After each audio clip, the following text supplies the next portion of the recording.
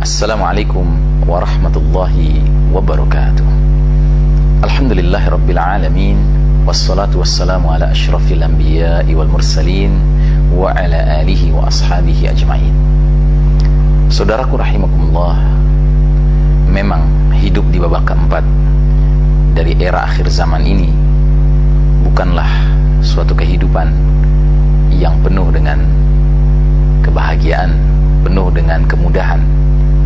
Bahkan sebaliknya, banyak penderitaan, banyak kesulitan dialami oleh umat Islam di babak keempat ini. Seperti yang saya katakan, ini adalah era paling kelam dalam sejarah Islam.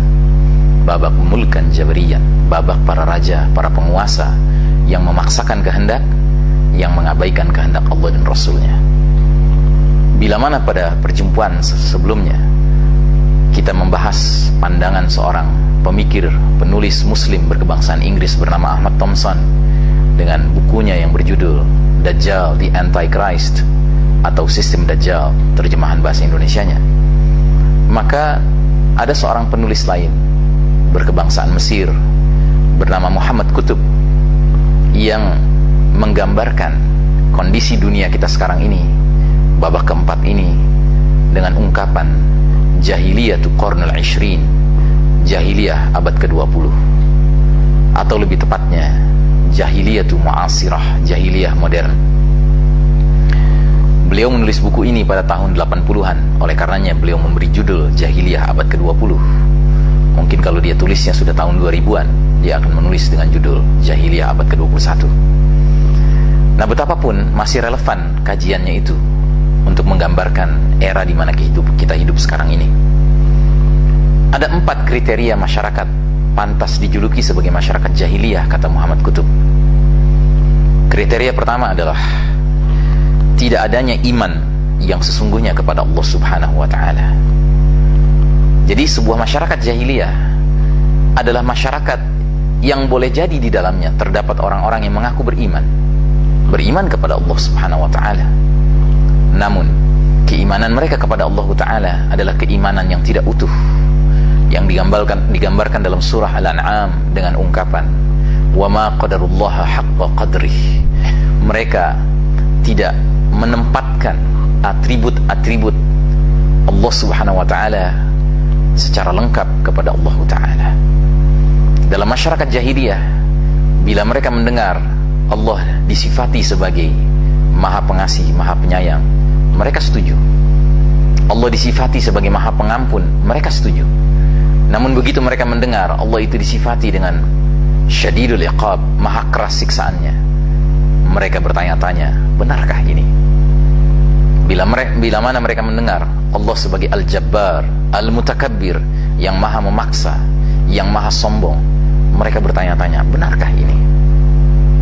Kalau diajak bicara soal surga, mereka senang luar biasa. Tetapi digambarkan tentang neraka, mereka akan segera mengatakan, itu cuma simbol saja, ancaman, punishment. Ini yang pertama. Yang kedua, masyarakat jahiliyah, kata Muhammad Qutb, adalah masyarakat yang di dalamnya hadir berbagai taghut. Apakah taghut? Taghut ialah pihak selain Allah Ta'ala yang diberikan penghormatan, ketaatan, kesetiaan sebagaimana seharusnya itu diberikan kepada Allah Ta'ala. Di dalam sejarah kemanusiaan, contoh taghut yang paling ideal diabadikan dalam Al-Quran dalam sosok Fir'aun. Fir'aun adalah taghut yang sedemikian rupa menuntut penghormatan, ketaatan dan kesetiaan rakyatnya, sampai-sampai dia tega mengucapkan, memproklamirkan di hadapan rakyatnya, Ana Rabbukumul A'la, akulah Tuhan kalian yang maha tinggi.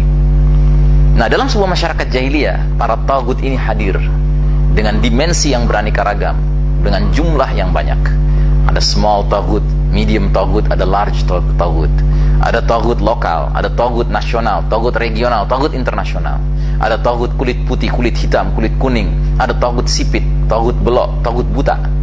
Taghut itu aneka ragam, saudaraku. Ada taghut pada skala asosiasi, himpunan, organisasi, ormas, partai politik. Taghut pada kelas negara.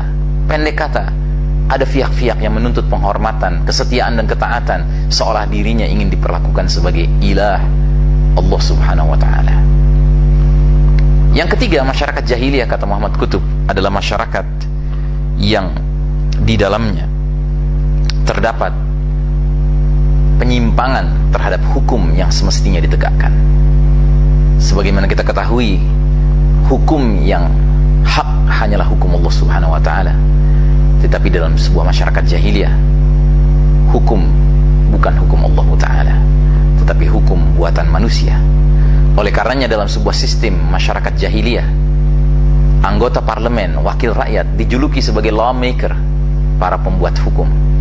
Dan memang betul, mereka yang menentukan mana yang legal, mana yang ilegal, mana yang halal, mana yang haram. Pada suatu masa tertentu boleh jadi homosexuality dianggap ilegal, tetapi pada masa yang lain, ketika anggota parlemennya setuju, mereka akan memvoting dan memenangkan agar homosexuality menjadi legal. Dan ciri yang keempat masyarakat jahiliyah kata Muhammad Qutb adalah masyarakat yang memiliki sikap menjauh dari agama Allah Ta'ala. Semua pertimbangan di dalam masyarakat itu tidak memakai pertimbangan agama Allah Ta'ala. Kalaupun dipakai, dia bukan pada skala prioritas pertama. Itulah masyarakat jahiliyah. Dan ternyata dewasa ini, dari ujung timur sampai ujung barat, berbagai negeri-negeri, termasuk negeri kaum muslimin, memenuhi keempat kriteria masyarakat jahiliyah itu. Pantas bila mana sistem dunia dewasa ini disebut sebagai jahiliyatu al-mu'asirah, jahiliyah modern. Saudaraku, mudah-mudahan kita dilindungi Allah dalam era penuh fitnah